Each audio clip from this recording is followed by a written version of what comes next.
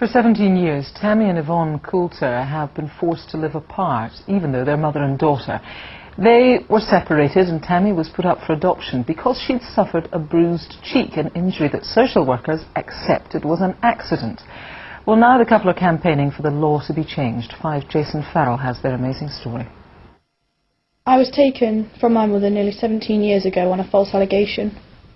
I was happily playing in a baby bouncing chair where I leant forward because I dropped one of my toys, and the chair collapsed and it swung round and hit me on the cheek and I sustained a bruise.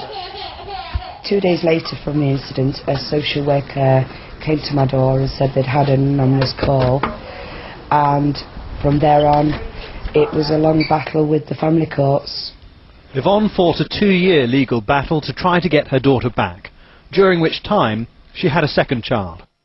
A male social worker came in the labour suite while I was lay on the actual bed and tried to hand me papers, a place and safety order. Yvonne was eventually allowed to keep her son Cameron, but her daughter Tammy was put up for adoption.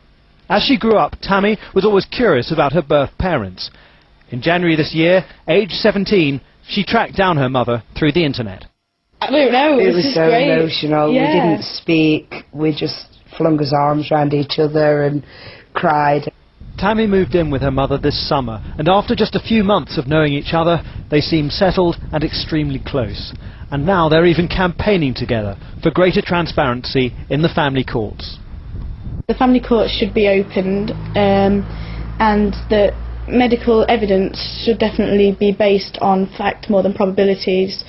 And if the family courts were opened, it would help children who are being abused as well. Yeah, definitely. It works both ways. You can't actually dispel people's fears by everybody inside the system saying, don't worry, everything we're doing is fine. You have to have some measure of openness and accountability, and that's what we're going to try and do. I think there are many other children and parents going through the same thing as what I did. And in 5 or 10 years' time, they will be feeling the same way as I do, only I am the first young adopted adult to have a voice and say how I've been feeling.